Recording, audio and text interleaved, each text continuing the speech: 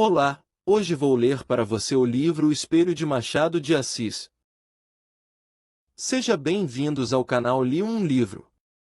Por favor, se inscreva no canal para que eu leia livros para você. Curta os vídeos.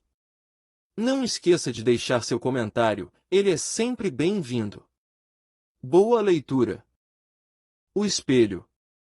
Esboço de uma nova teoria da alma humana. 4 ou 5 cavalheiros debatiam, uma noite, várias questões de alta transcendência, sem que a disparidade dos votos trouxesse a menor alteração aos espíritos.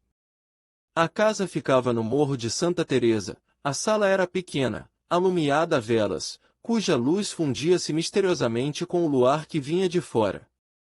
Entre a cidade, com as suas agitações e aventuras, e o céu, em que as estrelas pestanejavam, através de uma atmosfera límpida e sossegada, estavam os nossos 4 ou 5 investigadores de coisas metafísicas, resolvendo amigavelmente os mais árduos problemas do universo. Por que 4 ou 5? Rigorosamente eram 4 os que falavam, mas, além deles, havia na sala um quinto personagem, calado, pensando, cochilando, cuja espórtula no debate não passava de um ou outro resmungo de aprovação. Esse homem tinha a mesma idade dos companheiros, entre 40 e 50 anos, era provinciano, capitalista, inteligente, não sem instrução, e, ao que parece, astuto e cáustico. Não discutia nunca, e defendia-se da abstenção com um paradoxo, dizendo que a discussão é a forma polida do instinto batalhador, que jaz no homem, como uma herança bestial, e acrescentava que os serafins e os querubins não controvertiam nada, e, aliás, eram a perfeição espiritual e eterna. Como desse esta mesma resposta naquela noite, contestou-lhe um dos presentes, e desafiou-o a demonstrar o que dizia, se era capaz. Jacobina, assim se chamava ele, refletiu um instante, e respondeu, pensando bem, talvez o senhor tenha razão. Vai senão quando, no meio da noite, sucedeu que este casmurro usou da palavra, e não 2 ou 3 minutos, mas 30 ou 40. A conversa, em seus meandros, veio a cair na natureza da alma, ponto que dividiu radicalmente os 4 amigos. Cada cabeça, cada sentença, não só o acordo, mas a mesma discussão tornou-se difícil, se não impossível, pela multiplicidade das questões que se deduziram do tronco principal e um pouco, talvez, pela inconsistência dos pareceres. Um dos argumentadores pediu ao Jacobina alguma opinião, uma conjetura, ao menos. Nem conjetura, nem opinião, redarguiu ele, uma ou outra pode dar lugar a dissentimento, e, como sabem, eu não discuto. Mas, se querem ouvir-me calados, posso contar-lhes um caso de minha vida, em que ressalta a mais clara demonstração acerca da matéria de que se trata. Em primeiro lugar, não há uma só alma, há duas. Nada menos de 2 almas. Cada criatura humana traz 2 almas consigo, uma que olha de dentro para fora, outra que olha de fora para dentro. Espantem-se à vontade, podem ficar de boca aberta, dar de ombros, tudo, não admito réplica. Se me replicarem, acabo o charuto e vou dormir. A alma exterior pode ser um espírito, um fluido, um homem, muitos homens, um objeto, uma operação. Há casos, por exemplo, em que um simples botão de camisa é a alma exterior de uma pessoa, e assim também a polca, o voltarete, um livro, uma máquina, um par de botas, uma cavatina, um tambor, etc. Está claro que o ofício dessa segunda alma é transmitir a vida, como a primeira, as 2 completam o homem, que é, metafisicamente falando, uma laranja.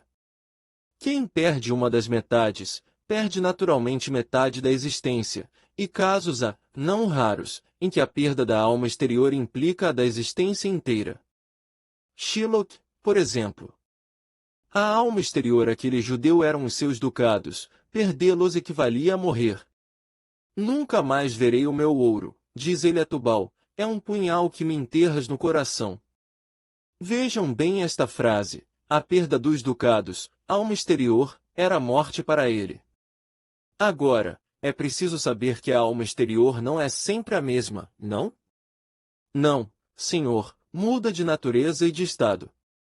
Não aludo a certas almas absorventes, como a pátria, com a qual disse o Camões que morria, e o poder, que foi a alma exterior de César e de Cromwell. São almas enérgicas e exclusivas, mas há outras, embora enérgicas, de natureza mudável. Há cavalheiros, por exemplo, cuja alma exterior, nos primeiros anos, foi um chocalho ou um cavalinho de pau, e mais tarde uma provedoria de irmandade, suponhamos. Pela minha parte, conheço uma senhora, na verdade, gentilíssima, que muda de alma exterior 6 vezes por ano. Durante a estação lírica é a ópera, cessando a estação, a alma exterior substitui-se por outra, um concerto, um baile do cassino, a Rua do Ouvidor, Petrópolis, perdão, essa senhora quem é? Essa senhora é parenta do diabo, e tem o mesmo nome, chama-se Legião. E assim outros mais casos. Eu mesmo tenho experimentado dessas trocas. Não as relato, porque iria longe, restrinjo-me ao episódio de que lhes falei. Um episódio dos meus 25 anos. Os 4 companheiros, ansiosos de ouvir o caso prometido, esqueceram a controvérsia. Santa curiosidade! Tu não és só a alma da civilização, és também o pomo da concórdia, fruta divina, de outro sabor que não aquele pomo da mitologia. A sala, até há pouco ruidosa de física e metafísica, é agora um mar morto. Todos os olhos estão no Jacobina, que conserta a ponta do charuto, recolhendo as memórias. Eis aqui como ele começou a narração. Tinha 25 anos, era pobre, e acabava de ser nomeado alferes da Guarda Nacional. Não imaginam o acontecimento que isto foi em nossa casa. Minha mãe ficou tão orgulhosa, tão contente. Chamava-me o seu alferes. Primos e tios, foi tudo uma alegria sincera e pura. Na vila, note-se bem, houve alguns despeitados, choro e ranger de dentes, como na escritura, e o motivo não foi outro senão que o posto tinha muitos candidatos e que esses perderam. Suponho também que uma parte do desgosto foi inteiramente gratuita, nasceu da simples distinção. Lembra-me de alguns rapazes, que se davam comigo, e passaram a olhar-me de revés, durante algum tempo. Em compensação, tive muitas pessoas que ficaram satisfeitas com a nomeação, e a prova é que todo o fardamento me foi dado por amigos. Vai então uma das minhas tias, D. Marculina, viúva do capitão Peçanha, que morava a muitas léguas da vila, num sítio escuso e solitário, desejou ver-me, e pediu que fosse ter com ela e levasse a farda. Fui, acompanhado de um pajem, que daí a dias tornou a vila, porque a tia Marculina apenas me pilhou no sítio, escreveu a minha mãe dizendo que não me soltava antes de um mês, pelo menos. E abraçava-me. Chamava-me também o seu alferes. Achava-me um rapagão bonito. Como era um tanto patusca, chegou a confessar que tinha inveja da moça que houvesse de ser minha mulher. Jurava que em toda a província não havia outro que me pusesse o pé adiante. E sempre alferes, era alferes para cá, alferes para lá, alferes a toda hora. Eu pedia-lhe que me chamasse Joãozinho, como dantes, e ela abanava a cabeça, bradando que não, que era o senhor alferes. Um cunhado dela, irmão do finado Peçanha, que ali morava, não me chamava de outra maneira. Era o senhor alferes, não por gracejo, mas a sério, e à vista dos escravos, que naturalmente foram pelo mesmo caminho. Na mesa tinha eu o melhor lugar, e era o primeiro servido. Não imaginam. Se lhes disser que o entusiasmo da tia Marculina chegou ao ponto de mandar pôr no meu quarto um grande espelho, obra rica e magnífica, que destoava do resto da casa, cuja mobília era modesta e simples. Era um espelho que lhe dera a madrinha, e que esta herdara da mãe, que o comprará a uma das fidalgas vindas em 1808 com a corte de D. João VI. Não sei o que havia nisso de verdade, era a tradição. O espelho estava naturalmente muito velho, mas via-se-lhe ainda o ouro, comido em parte pelo tempo, uns delfins esculpidos nos ângulos superiores da moldura, uns enfeites de madreperola e outros caprichos do artista. Tudo velho, mas bom. Espelho grande? Grande. E foi, como digo, uma enorme fineza, porque o espelho estava na sala, era a melhor peça da casa. Mas não houve forças que a demovessem do propósito, respondia que não fazia falta, que era só por algumas semanas, e finalmente que o Sr. Alferes merecia muito mais. O certo é que todas essas coisas, carinhos, atenções, obséquios, fizeram em mim uma transformação, que o natural sentimento da mocidade ajudou e completou. Imaginam, creio eu? Não. O alferes eliminou o homem. Durante alguns dias as duas naturezas equilibraram-se, mas não tardou que a primitiva cedesse à outra, ficou-me uma parte mínima de humanidade. Aconteceu então que a alma exterior, que era dantes o sol, o ar, o campo, os olhos das moças, mudou de natureza, e passou a ser a cortesia e os rapapéis da casa, tudo que me falava do posto, nada do que me falava do homem. A única parte do cidadão que ficou comigo foi aquela que entendia com o exercício da patente, a outra dispersou-se no ar e no passado. Custa-lhes acreditar, não? Custa-me até entender, respondeu um dos ouvintes. Vai entender. Os fatos explicarão melhor os sentimentos, os fatos são tudo. A melhor definição do amor não vale um beijo de moça namorada, e, se bem me lembro, um filósofo antigo demonstrou o movimento andando. Vamos aos fatos. Vamos ver como, ao tempo em que a consciência do homem se obliterava, a do alferes tornava-se viva e intensa. As dores humanas, as alegrias humanas, se eram só isso, mal obtinham de mim uma compaixão apática ou um sorriso de favor. No fim de 3 semanas, era outro, totalmente outro. Era exclusivamente alferes.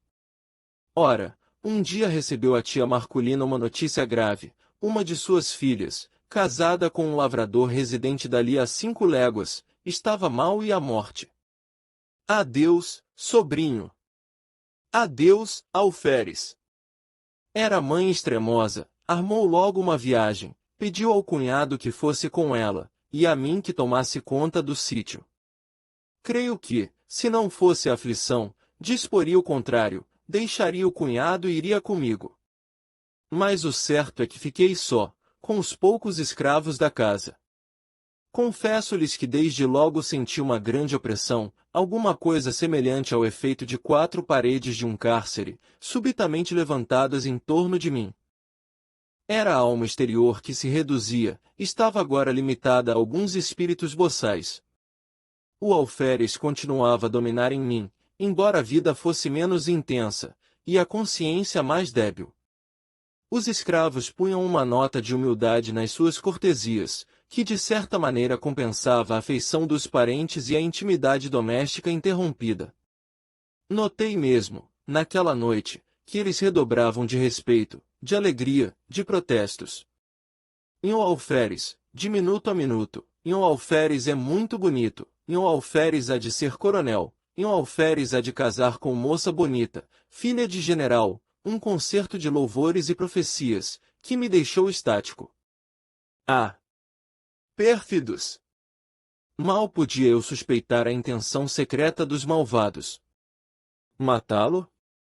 Antes assim fosse. Coisa pior? Ouçam-me.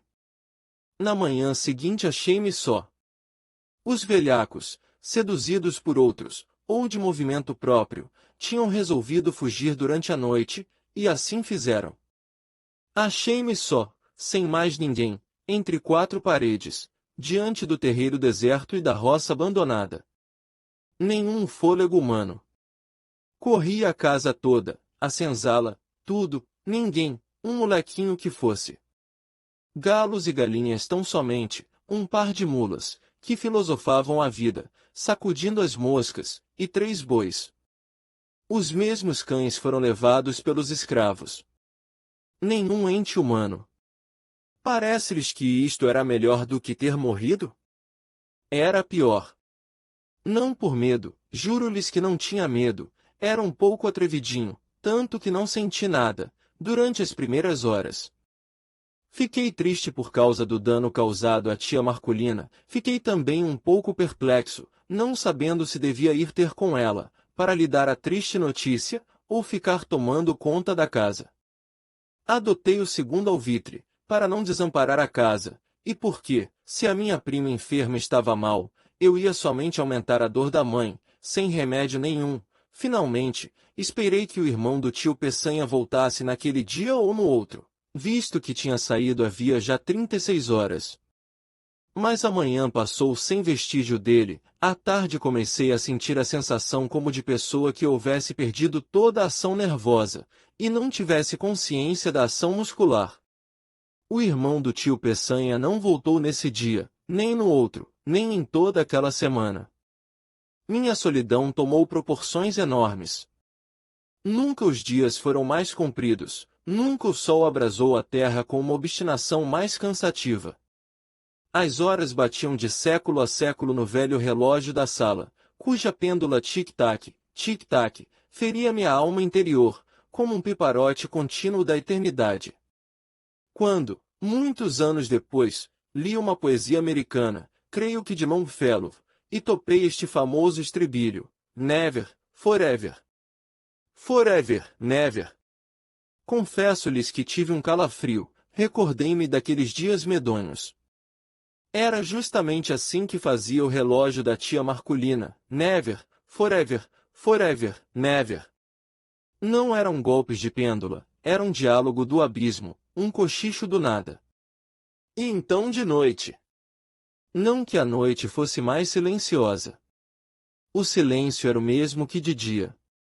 Mas a noite era a sombra, era a solidão ainda mais estreita, ou mais larga. Tic-tac, tic-tac. Ninguém, nas salas, na varanda, nos corredores, no terreiro, ninguém em parte nenhuma. Riem-se. Sim, parece que tinha um pouco de medo. Oh! Fora bom se eu pudesse ter medo. Viveria. Mas o característico daquela situação é que eu nem sequer podia ter medo, isto é, o medo vulgarmente entendido. Tinha uma sensação inexplicável. Era como um defunto andando, um sonâmbulo, um boneco mecânico. Dormindo, era outra coisa. O sono dava-me alívio, não pela razão comum de ser irmão da morte, mas por outra.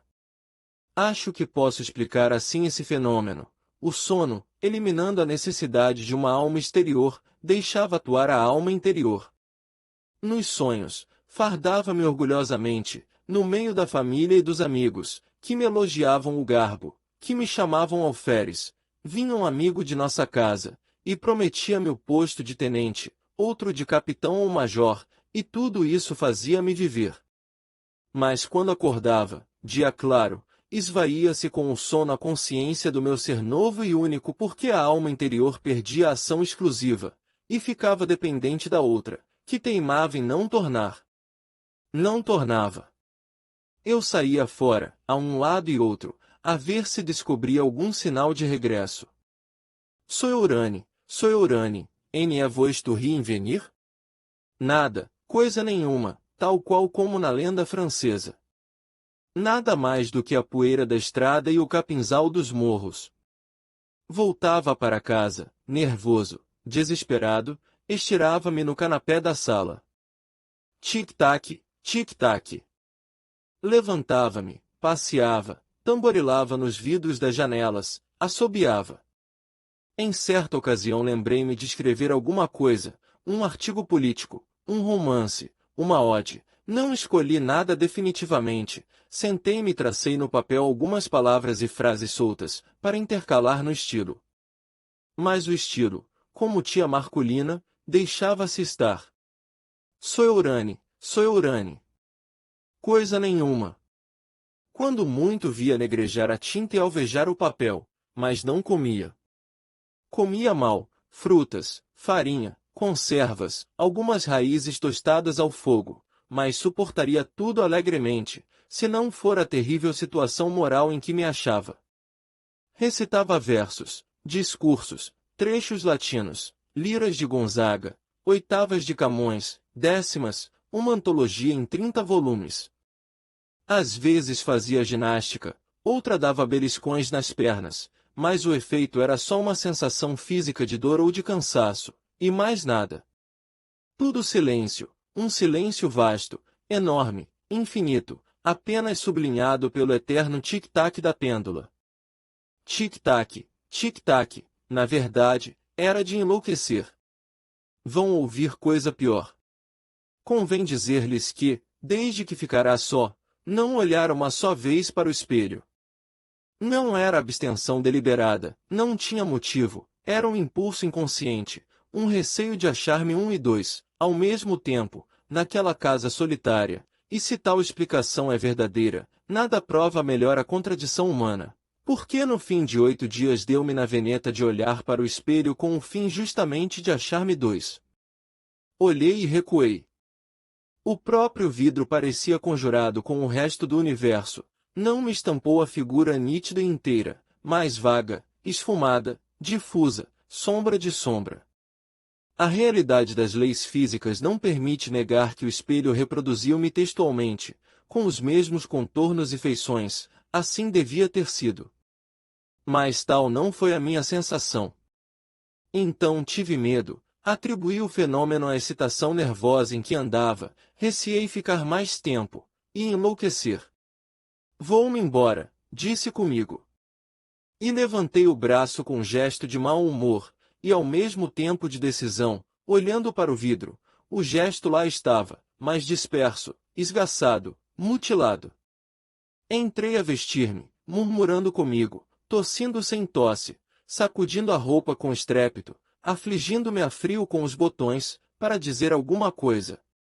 De quando em quando, olhava furtivamente para o espelho, a imagem era a mesma difusão de linhas, a mesma decomposição de contornos. Continuei a vestir-me. Subitamente, por uma inspiração inexplicável, por um impulso sem cálculo, lembrou-me. Se forem capazes de adivinhar qual foi a minha ideia, diga. Estava a olhar para o vidro, com uma persistência de desesperado, contemplando as próprias feições derramadas e inacabadas, uma nuvem de linhas soltas, informes, quando tive o pensamento. Não, não são capazes de adivinhar. Mas, diga, diga. Lembrou-me vestir a farda de alferes. Vestia, aprontei-me de todo, e, como estava defronte do espelho, levantei os olhos, e, não lhes digo nada, o vidro reproduziu então a figura integral, nenhuma linha de menos, nenhum contorno diverso, era eu mesmo, o alferes, que achava, enfim, a alma exterior. Essa alma ausente com a dona do sítio, dispersa e fugida com os escravos, ei-la recolhida no espelho. Imaginai um homem que, pouco a pouco, emerge de um letargo, abre os olhos sem ver, depois começa a ver, distingue as pessoas dos objetos, mas não conhece individualmente uns nem outros, enfim, sabe que este é fulano, aquele é cicrano, aqui está uma cadeira, ali um sofá. Tudo volta ao que era antes do sono. Assim foi comigo. Olhava para o espelho, ia de um lado para outro, recuava, gesticulava, sorria e o vidro exprimia tudo. Não era mais um autômato, era um ente animado. Daí em diante, fui outro. Cada dia, a uma certa hora, vestia-me de alferes, e sentava-me diante do espelho, lendo olhando, meditando, no fim de 2, 3 horas, despia-me outra vez. Com este regime pude atravessar mais 6 dias de solidão sem o sentir. Quando os outros voltaram a si, o narrador tinha descido as escadas. Fim. Obrigado por me deixar ler o livro para você. Siga o canal Li um Livro, para que eu continue lendo livros para você. Foi um prazer, até a próxima leitura juntos. Não esqueça de deixar seu comentário, ele é sempre bem-vindo. Até breve.